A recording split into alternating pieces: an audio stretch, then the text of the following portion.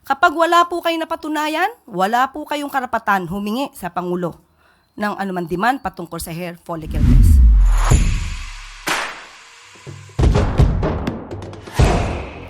Good morning po, Yusek.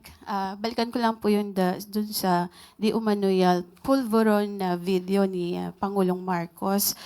Sabi niyo po kanina ay naimbestigahan na yan, pero biglang iimbestigahan pa ng DOJ at NBI. At napatunayan na po na ito ay fake dun po sa isinagawang pagsusuri from yung Indian company.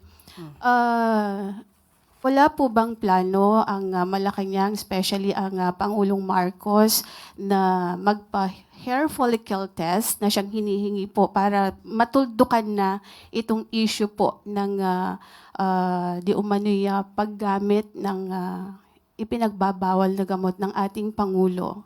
Sino po ba ang humihingi? Marami po sa ating mga kababayan ang sa social media na nagre-react dito po sa ipinapalabas na video na ito. Actually, parang na-die down na po ito before dahil nga sasabi nga na Malacanang it's a fake. Pero biglang nabuhay after po nung ginagawang investigasyon mismo ng Kongreso, ng Kamara. Kaya po muling lumabas itong video na ito.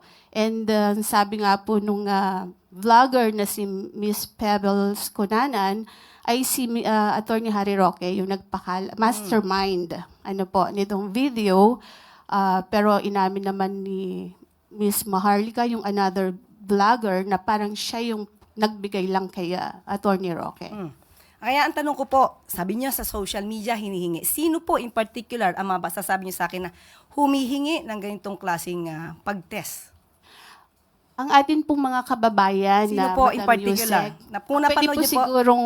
ikaw na po ba? Sige po. Kayo po ang humihingi? Okay. Para po masabi lang ninyo na mayroong humihingi. Pero Hindi. marami po sa social media So, kung kayo ay nagbabasa po sa SOCMED, Madam So, Yusek. isa ka nga sa humihingi.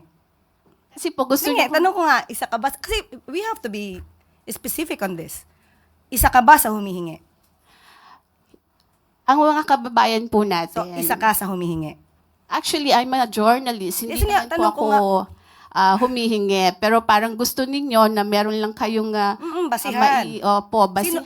Sino nga po? Kasi sabi niyo po kanina, ay napanood yun niya yata sa social Opo, Madam media. Sino po? Yusek, syempre kami po ay mga Pilipino rin. As a journalist, gusto po namin na hindi fake news. Yun pong aming ibabalita sa taong bayan. Okay, so humihingi po. Si nagdi-demand. si Attorney Vic Rodriguez, di ho ba Okay. matagal na rin naman niyang hinihiling niyang hair follicle test. Okay, tanong po natin. Ano po ba ang basihan para sa paghingi at i-demand sa Pangulo ang isang hair follicle test? Ito po ba'y may pagbibintang na siya ay di umanong gumagamit ng illegal na droga? Kung may pagbibintang, liliwanagin po natin. Kung may pagbibintang sa Pangulo, yung nagbibintang ang dapat na magpatunay kung may ginagamit man o wala. Hindi po pwedeng gumawa ng kwento, walang basihan, isang guni-guni para masira ang Pangulo, at walang basihan.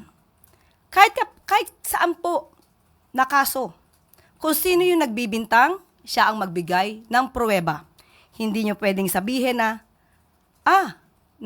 ito, gumagamit ka, patunayan mong hindi. Hindi po yon ang tamang logic. Kayo po na nagbibintang, kayong humihingi at nagdidemand sa Pangulo, kayo muna ang magpatunay na mayroon siyang ginagawang mali. Kapag wala po kayong napatunayan, wala po kayong karapatan humingi sa Pangulo ng anumang demand patungkol sa hair follicle test.